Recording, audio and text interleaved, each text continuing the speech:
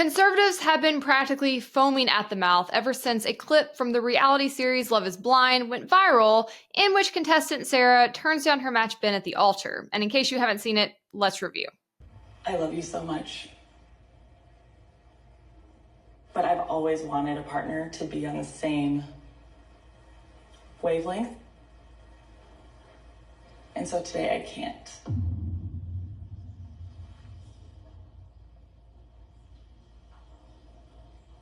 I'm sorry, but I don't want that to be misunderstood. I still love you, and everything about you is amazing. Mm-hmm. And I care about you so much. I care about you too. And I love you so much. And I know I want to stay with you and keep growing our relationship if you'll let me. We'll see. We'll talk about that. Yeah. Okay. I love you. I love you so much. I know that the connection we have is so real, and my heart is there. But we talked about a lot of the values that I hold so close to my heart. Making this decision, my mind is telling me I can't. Now, Sarah overtly points out that her decision not to move forward in marriage is rooted in the fact that she does not feel Ben is in alignment with her on major issues she cares about, like Black Lives Matter or LGBTQ rights, which I don't expect most conservatives to agree with her on. What's weird to me about the outrage is that none of them have stopped to ask why Ben wanted to marry Sarah in the first place. This scenario caught my attention because Ben and Sarah are not an outlier story. In fact, this is something I have witnessed going down over and over again, and I've been wanting to talk about, which is that the percentage of men who are perfectly happy getting together with women who have completely opposite views of them seems to be high and even increasing. And it makes absolutely no sense. And not only are there a significant number of men who are more than willing to enter relationships with women who have diametrically opposed values and views, they're also far more likely to be willing to lie about their own views and even try to conceal them. Which really, if you watch the entire show, that's exactly what Ben seemed to do throughout this season. I think there's a lot to unpack here, so let's dig in.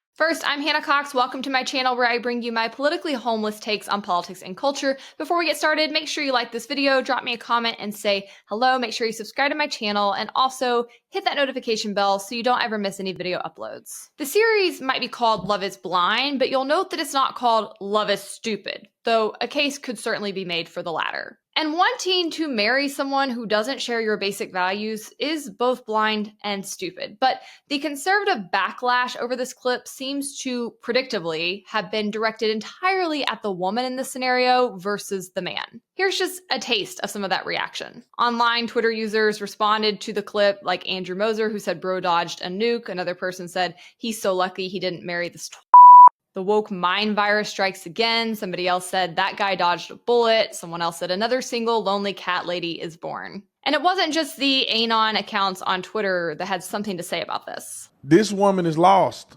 Like I tell you, I could put my money on it. She's gonna be in a rebound relationship not too far after this. It's gonna be with the D-bag that she really thinks she want. The man who has no religion. The man who claims that he like LGBTQ stuff, that claims that he support Black Lives Matter because he want to get them draws. And she gonna be with this guy with no hope, no future. He didn't ran through so many women. He has no real love to give, but she's gonna give all her love to him and waste 2 or 3 years with this man. I can tell that the vast majority of rage bait Reddit type posts claiming to be women spewing this kind of like fan fiction about how their lives go downhill because they got with Chad and gave him all of their time instead of going with the guy that they should have focused on is written by men. Okay. It's written by men like that because what was that entire scenario he just came up with out of nowhere? This girl says very clearly throughout the season, because I do watch Love is Blind, by the way, my husband and I love it. She says throughout that she's not religious. She's never really considered being religious. She is very tepid about going to church with Ben, but she's open to exploring that because she likes him so much. So the whole notion that she's going to end up with a guy who's not religious or who has different values, like that's kind of the point. That's where she herself is. But this kind of commentator, this kind of conservative needs so badly for her to end up miserable and alone because she is rejecting somebody that they feel represents them. There's a lot of projecting going on in this scenario. Notice the framing, right?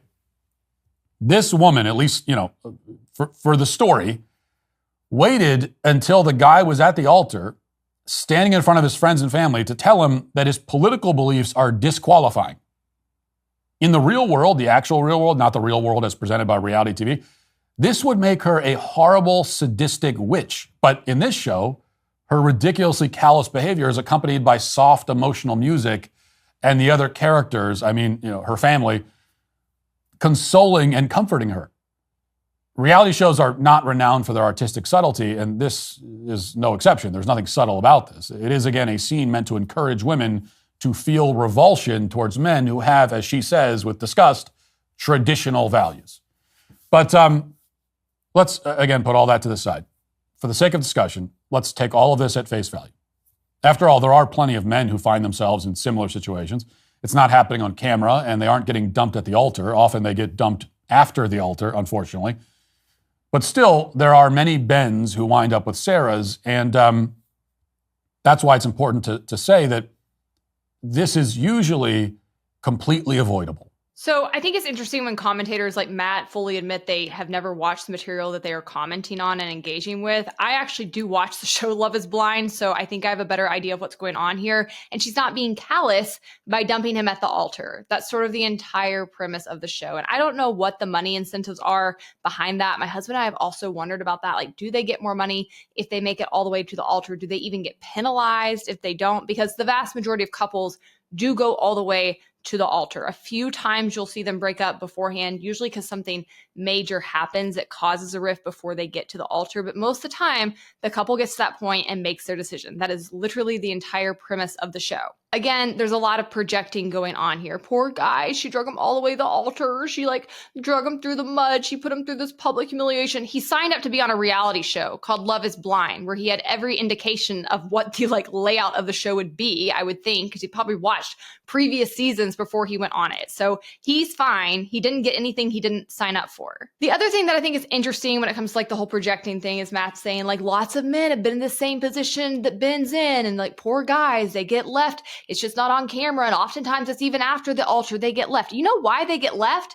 Because like Ben, they lie. They lie about what they believe. They lie about what they value in order to try to get with a woman that they are interested in. And then they can't keep up the facade. And getting left in that scenario is exactly what they should expect to happen, because the vast majority of people do not want to be in a relationship with someone who holds views and values that are completely antithetical to their own. And they especially don't want to be with somebody who is so manipulative or such a coward as to have lied about what those values are before they get into a marriage. But I will agree with Matt on this. That entire scenario is completely avoidable if you just don't lie and if you try to seek out partners who you actually have common ground with. This isn't rocket science. Now, if you watch the show, it's pretty obvious throughout the season that Sarah is what we call an Instagram activist. It's a stereotype that is commonly found on the left. They're the kinds of women who like to jump online and post black squares in solidarity, or post,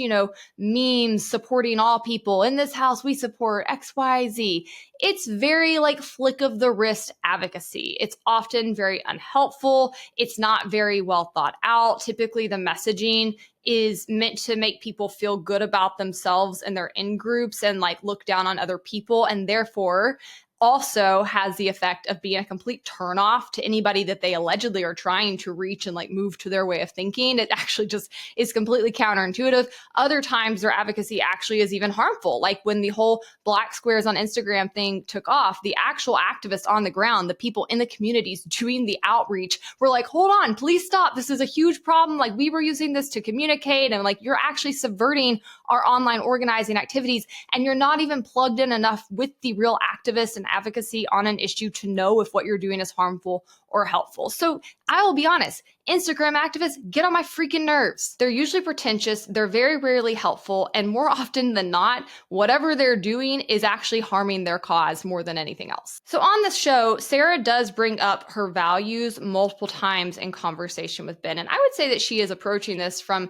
a bigger lens than merely just being about her politics. She is talking to him about what she sees as her morality, what are her ethics, what is her worldview, which of course impacts your political political views, but values go even deeper, okay? Political views are the outpouring of somebody's values. And you can tell that Sarah is pretty young in her efforts to connect her values to her political views. She even admits that she only started paying attention to social issues herself a few years ago when the Black Lives Matter entire protest movement kicked off in her city. Her views don't really seem to go much deeper than like the talking points and buzzwords she reiterates, and she doesn't seem to have any actual track record of real advocacy. So she is an annoying archetype, but honestly, she's one that is familiar in the US on both sides. This is hardly just a left-wing phenomenon. I just think it's more visible on the left because of the connection with social media. But trust me when I say the vast majority of people I speak to who are right-wing advocates or right-wing like MAGA nuts, they don't go that deep either. They're also not usually policy wonks. They're not typically people who are super in the weeds of advocacy. They're just loud and have lots of opinions. But with all that being said, because Sarah did confront these issues head on, she did have some clue that she and Ben were not in alignment very early on, all the way back in the pods before they even get to see each other. But I think we should talk about some things. Maybe having an idea about politics and like what we think about some controversial things. Like I think that's really important. I agree. I grew up in a conservative household. But yeah, like I really didn't get into politics, or like I didn't get interested until Trump took office and George Floyd. I'm like kind of ignorant towards that stuff. Like I didn't vote in the last election. Like as long as I don't know, it's not gonna, do much. So That is so annoying. I'm sorry. So George Floyd. That obviously hit home because George Floyd happened in Minneapolis. What are your thoughts on Black Lives Matter? Like I'm not one way or another. I just kind of keep out of it. I think it's very valuable and important to think about those things. And knowing you, it's not like you're actively like racist, but I personally believe what happened to George Floyd and everything else that happened, I don't think that's right at all. Yeah. What's so important is to speak up for things that are happening around us, right? Like our voice really does matter. Yeah. I've just kind of been staying out of it. I don't like those answers, to be honest. Hey, it's okay, and I'm glad you're honest. Yes. I don't want you to lie, but I think it is so easy for us to not have an opinion. Do you know if you would be able to like marry someone like they're not right next to you, like fully believing everything that you do at this point? I love to learn about other viewpoints as long as there's like a discussion. But I will tell you, basic human rights, equality. I need someone to be on the same page with me about that. I feel like that speaks volume about who you are as a person and morals and values and, how you think of others. Yeah, and I do think my beliefs lie more towards like what you're saying and how you believe because it makes sense to me. And I think the best way of looking to how I do that is through my actions. I just don't really know how to intelligently talk about it.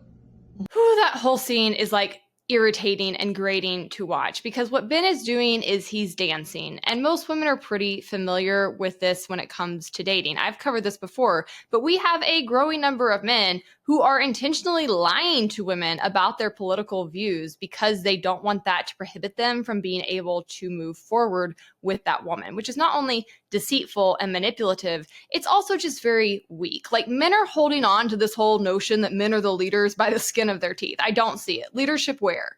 It's not completely implausible to be a person who is just not that politically active or who doesn't have strongly held views on many of these subjects. In fact, I would say that that was largely true for my husband when we met, and it was a breath of fresh air because I had dated a lot of people in politics and I didn't want to keep dating myself. So him not being super politically active, I found very appealing, and I still do. But the difference is, one, he wasn't lying about that fact in order to avoid telling me what he really thought about issues.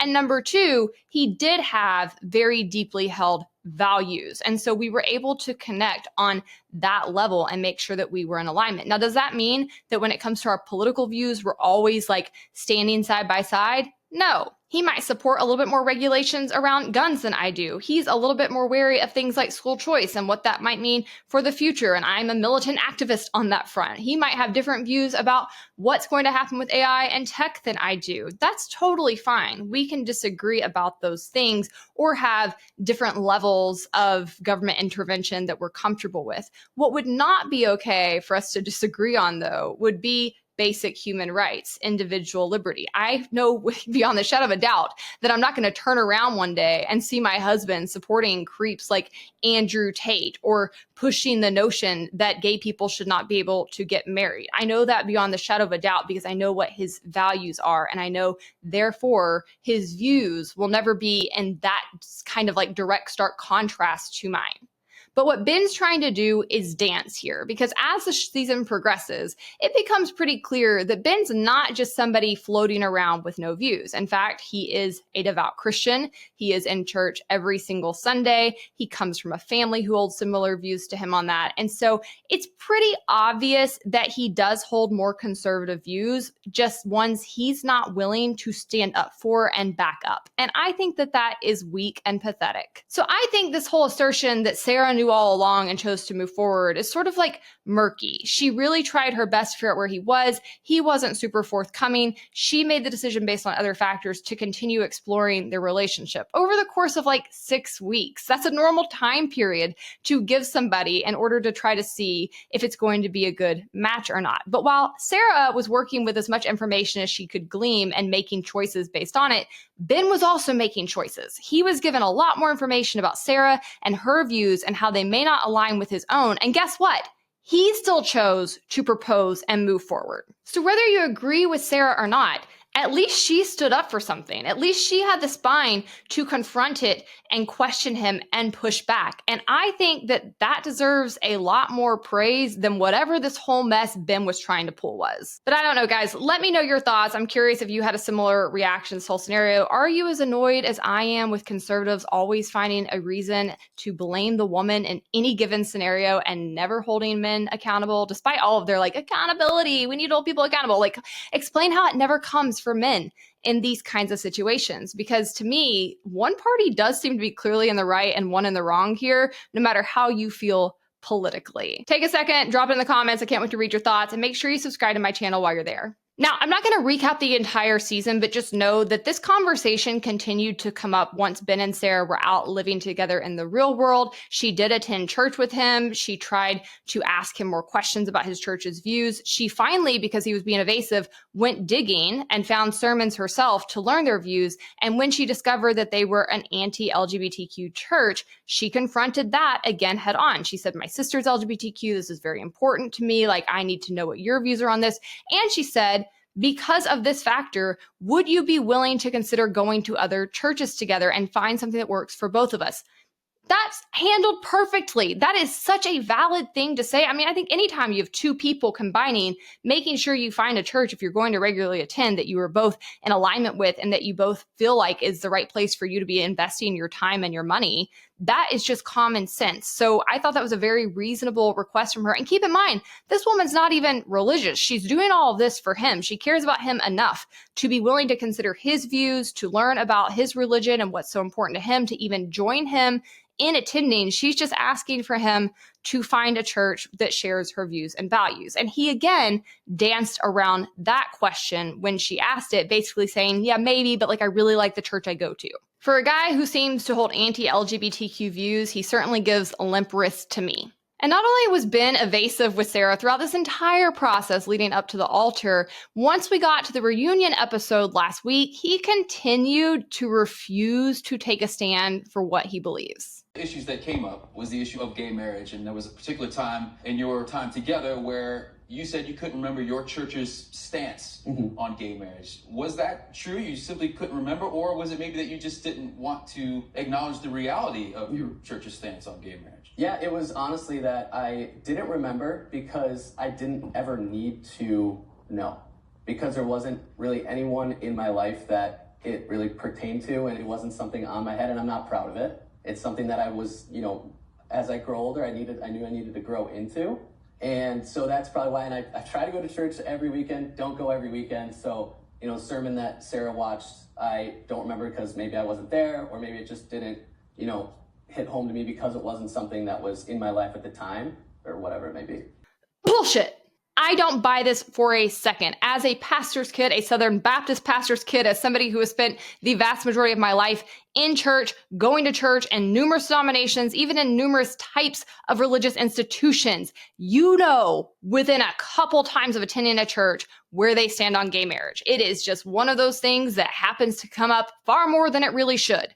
The church is either typically far more left-wing and really wants you to know that they support LGBTQ people, or they're more on the right and they're dancing around and they're not going to say it out front, but they're going to say things like, we hold views that are biblically affirming, or we believe the Bible is inherently true, which never means that they actually take everything in the Bible and apply it. It just means that they don't believe in gay marriage. And really only like the most fringy, far to the right churches are out here being like, Westboro Baptist, we hate gay people. They're not going to say that. I don't think most of them do hate gay people, but do they hold views that gay people should have equal rights? No, most of them don't. So this excuse by him that he just didn't know what they believed, bogus. And furthermore, his other excuse that he just didn't pay attention because he didn't know anybody that was LGBTQ, so he didn't care, that's disgusting. One of my biggest pet peeves is people who don't care about injustice until it is weaponized against them. This cowering by him and people like him is so effeminate. It's so weak. I don't even want to call it effeminate because honestly, it's an insult to women, because women are the ones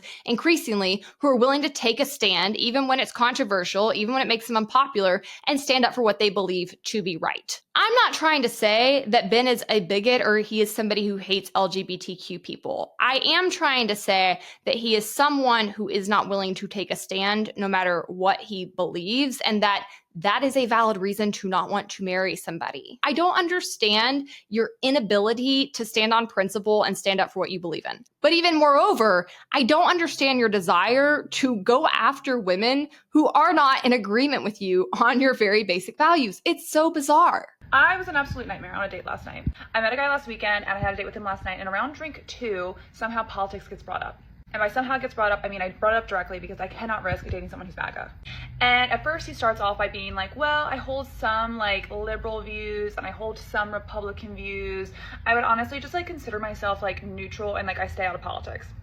And in my mind, I'm already out, but I'm curious, so I'm like, out of curiosity, what are your conservatively held beliefs? And he couldn't really answer. He was like dancing around that topic, and then he goes, I think I actually just like lean more Democrat. And I'm like, mm-hmm. I was like, but you did say you were neutral. You did say you held conservative values. Like, what are they? And he continues to dance, and eventually he goes, well, like I believe in like the traditional like family unit. Here we fucking go. And essentially he was talking about like man and a woman and kids, and like that's how like the family unit should look. And he's like, don't worry though, like I have like a lot of gay friends, like I accept them. And I was like, do you accept them or do you support them? Like, do you believe in like their rights? And he's like, I just think like I want the traditional like family, but like I do like accept them. Like he couldn't say that he like supports them. I was like, ooh. And I was telling him about how one of the biggest fights that I ever had with one of my family members was over gay rights. He has the audacity to go, did you have like a lesbian phase or something? I wish. You don't have to have an experience to protect and support those who have that experience. He was like, I don't know, I'm just like not political. He's like, I actually think that we have like more values in common than you think we do. I just like grew up conservative, my parents are conservative. And I was like, what, you can't like go against mommy and daddy? He didn't like that. And then the kicker was, he was like, maybe you can be the girl that pulls me more left. I would rather take daggers to my eyeballs. This is just so odd to me. Women are not doing this, okay? There's plenty of fair criticisms of women, but when it comes to dating and marriage, they are not out here lying about who they are, what their values are, or what they want. That is solely something I see men doing. And like, to what end? Because what exactly do you think is going to happen here? I don't know if they think they can change the woman. I don't know if they think that they can just hoodwink her. I don't know if they think that she'll get so attached to them that down the road she won't care once she finally does realize they have different views. It makes no sense. Ultimately, if you marry somebody, not only is that your best friend, not only is who you're spending most of your time with, but they are going to have the biggest impact on your life. They are going to impact how you spend your money, how you spend your time. They are going to impact what you think and believe over time. They are going to be raising your children and impacting what your children ultimately think and believe. Like, it is so odd to me to just skip right over this very basic metric of figuring out if you are aligned on your values. And if these men are too embarrassed to say what their values are in order to enter those conversations in a genuine way, then that might be their sign that their values are bad and they need to change them. All right, guys, I hope you liked this episode. Make sure to like the video and subscribe to my channel if you have not already. Also, you can head over to Twitter or TikTok or Instagram if you want to connect there.